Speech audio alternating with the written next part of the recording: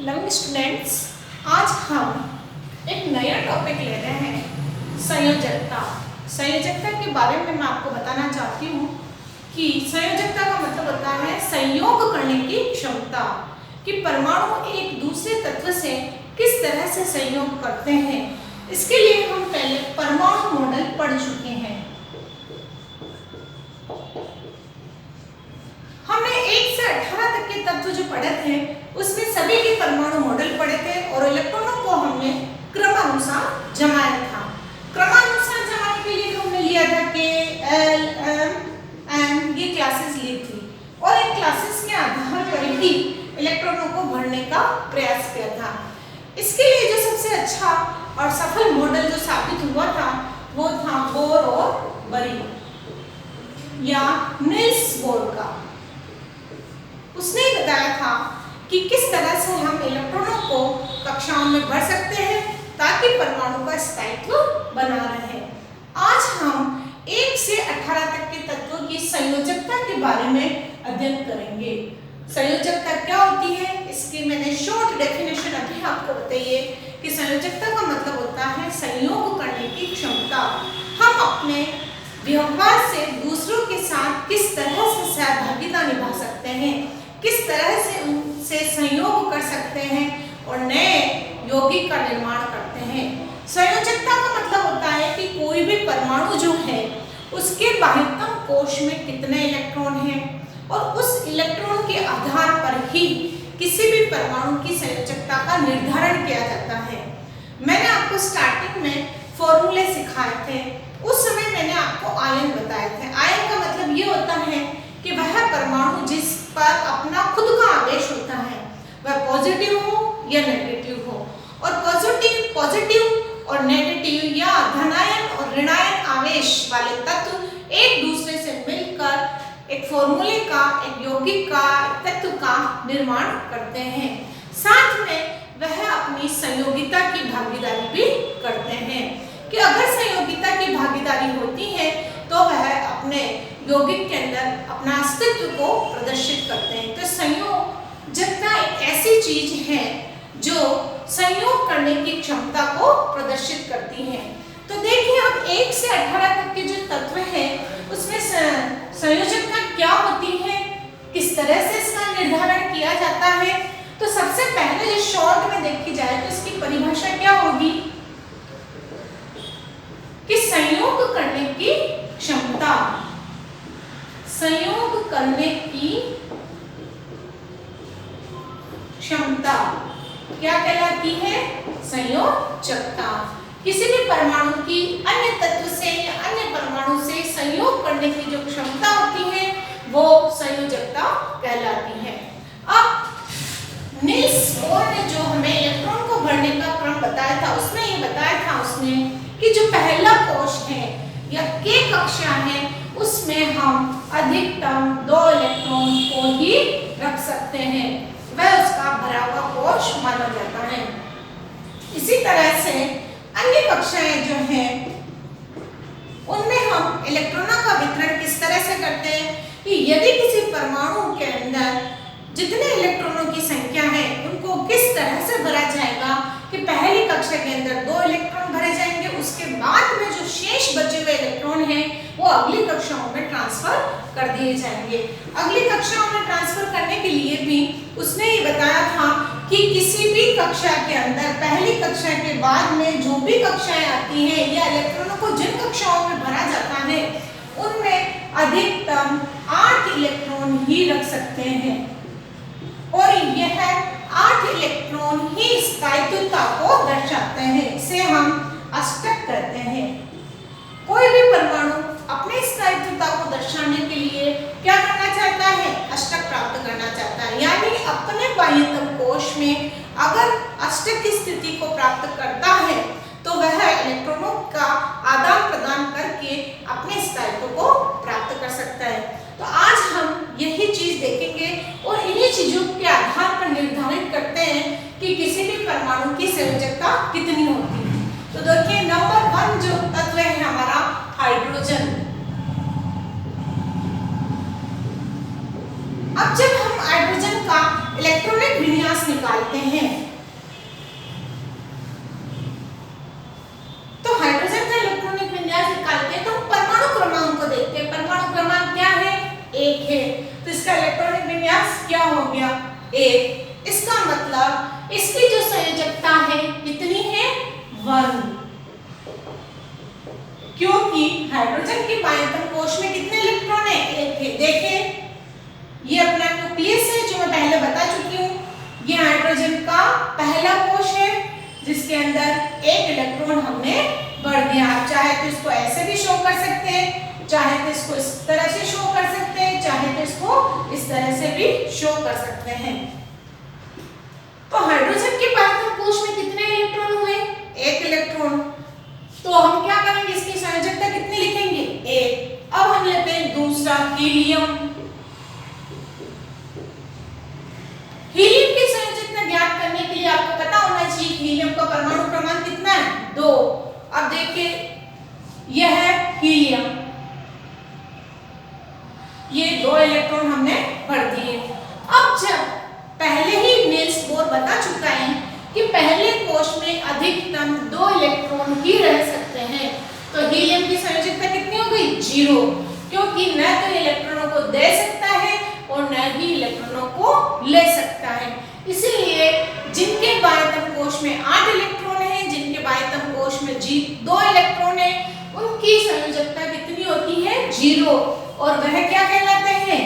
अक्रिय तत्व। क्यों? क्योंकि वह किसी भी अन्य परमाणु से न तो इलेक्ट्रॉन लेते हैं और न ही इलेक्ट्रॉनों का ट्रांसफर करते हैं, न लेते हैं और न देते हैं। ऐसे तत्व क्या कहलाते हैं? अक्रिय तत्व। देखिए तो इसकी संयोजकता कितनी होगी? 0। अब तीसरा जो तत्व आ रहा है लिथियम। अब हम इसका इलेक्ट्रॉनिक विन्यास के आधार पर ही मैं आपको बता देती हूँ कि इसकी संयोजकता कितनी होगी। इसका विन्यास हो गया पहले कोश में 2, दूसरे में 1, तो लिथियम की संयोजकता कितनी हो गई? 1। कितनी संयोजकता हुई इसकी? 1, क्योंकि इसके बाह्यतम कोश में कितने इलेक्ट्रॉन है? 1 इलेक्ट्रॉन। अब मैं ये भी बता देती हूँ कि निर्धारण क्षमता जो है 8 की है कि किसी भी कक्ष के अंदर, बाह्यतम कक्ष के अंदर पहली क्लास को छोड़कर बाकी की जो कक्षाएं हैं उनमें अधिकतम 8 इलेक्ट्रॉन रह सकते हैं। तो हम यह भी कह सकते हैं कि इसकी संयोजकता 7 क्यों नहीं हुई कि 8 से हम 1 को घटा दें तो 7 आ जाएगी? ऐसा नहीं हो सकता है। क्यों? क्योंकि इस 7 इलेक्ट्रॉनों को लेने की अपेक्षा अपने 1 इलेक्ट्रॉन का त्याग कर देगा, तो क्या हो जाएगी इसकी संयोजकता? 1 हो जाएगी। और जब उसके पास अधिकतम कोश भरा होगा, किसी भी परमाणु के पास, किसी भी तत्व के पास अगर अधिकतम कोश भरा हुआ है, लगभग भर चुका है, तो उसकी संयोजकता निकालने के लिए उसके पास जितने इलेक्ट्रॉन है उसमें से उसको 8 से माइनस कर देते हैं, अष्टक में से उसको माइनस कर देते हैं, तो उसकी संयोजकता निकल जाती है। लेकिन यहाँ पर हम 7 इलेक्ट्रॉन लेने की अपेक्षा 1 इलेक्ट्रॉन का त्याग कर सकते हैं, इसलिए इसकी संयोजकता कितनी हुई? 1। अब चौथे नंबर का तत्व आ रहा है बेरिलियम। इसका 4, 2 and 2, इसकी संयोजकता 2। पांचवें नंबर का तत्व है बोरोन, 2 and 3, कितनी हुई इसकी संयोजकता? 3। अब आ रहा है कार्बन। कार्बन का इलेक्ट्रॉनिक विन्यास हो गया 2 and 4, तो कार्बन की संयोजकता क्या होगी? 4। अगर हम इसको 8 से माइनस करें तो भी 4 होगा, और अगर ऐसे ही देखा जाए क्या करेगा? ये 4 इलेक्ट्रॉनों का आदान प्रदान कर सकता है, या तो ये 4 इलेक्ट्रॉन ले लेगा या फिर 4 इलेक्ट्रॉन का त्याग कर देगा। तो इसकी संयोजकता कितनी हो गई? 4। अब है नाइट्रोजन। नाइट्रोजन का विन्यास होगा 2 and 5। अब क्या होगा नाइट्रोजन में? इसकी संयोजकता कितनी होगी? नाइट्रोजन की संयोजकता को निकालने के लिए हम क्या करेंगे? 8 में से 5 को माइनस कर देंगे, यहीं कर लो। 8 में से, अष्टक में से जो इलेक्ट्रॉन है कोश में माइनस कर दो, कितनी होगी? 3। ऑक्सीजन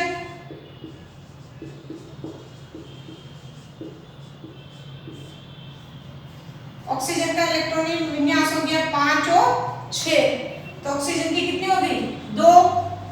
अब आ रहा है 9वें नंबर पर फ्लोरीन।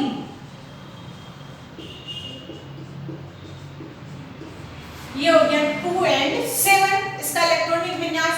अब क्या करेंगे हम, फ्लोरीन, ये फ्लोरीन है, ये इसका पहला कोश कंप्लीट है और इसके बाह्य कोश में कितने इलेक्ट्रॉन है 7। 1 2 3 4 5 6 देन 7 इलेक्ट्रॉन है। तो बच्चों क्या करेंगे, क्या ये 7 इलेक्ट्रॉनों का त्याग करेगा, ये 7 इलेक्ट्रॉनों को अपने कक्ष से बाहर निकालेगा, या इसके लिए वो आसान रहेगा कि अष्टक बनाने के लिए ये 8 में से 7 को माइनस कर देगा, तो इसकी संयोजकता हो जाएगी 1, यानी 1 इलेक्ट्रॉन इसके कोश में आते ही इसका अष्टक पूरा हो जाएगा, और जिस तत्व का अष्टक पूरा हो जाता है वह स्थायित्वता को प्राप्त करता है। तो फ्लोरीन क्या करेगा, 1 इलेक्ट्रॉन को ग्रहण कर लेगा और अपने कोश को पूरा कर लेगा। तो अष्टक प्राप्त करने के लिए 8 इलेक्ट्रॉन चाहिए, तो ऐसे तत्व की संयोजकता निकालने के लिए हम क्या करेंगे, अष्टक में से उसके इलेक्ट्रॉनों की संख्या को माइनस कर देंगे, तो संयोजकता कितनी आ गई 1। तो फ्लोरीन की संयोजकता कितनी है 1। अब आ रहा है 10वें नंबर पर, देखिए नियोन।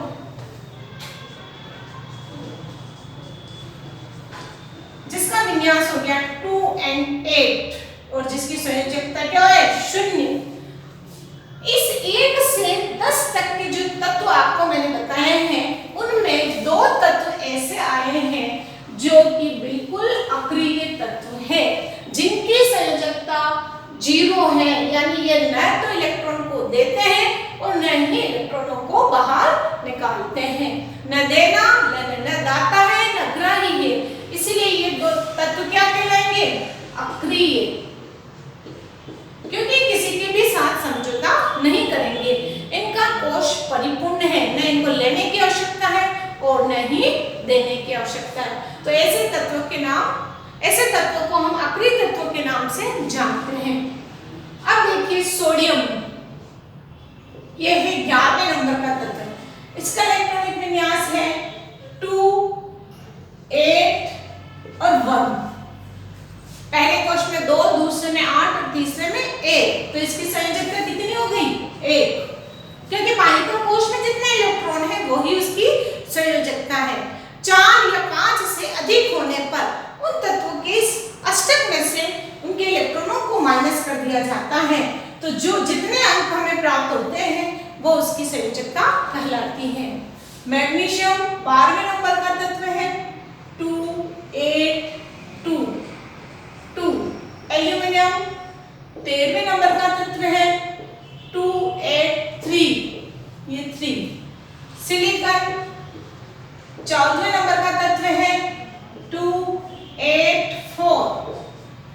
फास्फोरस 15वें नंबर का तत्व है 2 8 5।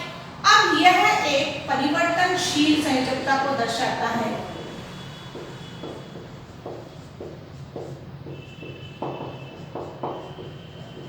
क्यों दर्शाता है? क्योंकि इसकी जो संयोजकता है वो परिवर्तित हो सकती है। इसकी 2 संयोजकता होगी, एक तो अष्टक नियम के अनुसार 8 में से 5 गए 3, और दूसरी इसकी संयोजकता हो सकती है 5। इसलिए क्या होता है फास्फोरस P5 भी बनाता है, तो ये परिवर्तनशील संयोजकता को प्रदर्शित करता है। अब है सल्फर 16वें नंबर पर 2 8 10 6 2। 70वें नंबर का तत्व है क्लोरीन 2 8 7 1। और 18वें नंबर का तत्व है आर्गन, जिसका इलेक्ट्रॉनिक विन्यास है 2 8 8। ये क्या है अक्रिय तत्व हो जाएगा, क्योंकि इसकी संयोजकता कितनी हो जाएगी 0। जिसकी भी संयोजकता 0 होती है वो अक्रिय तत्व कहलाता है, क्योंकि यह जो तत्व है न किसी से ग्रहण करते हैं और न ही किसी को देते हैं।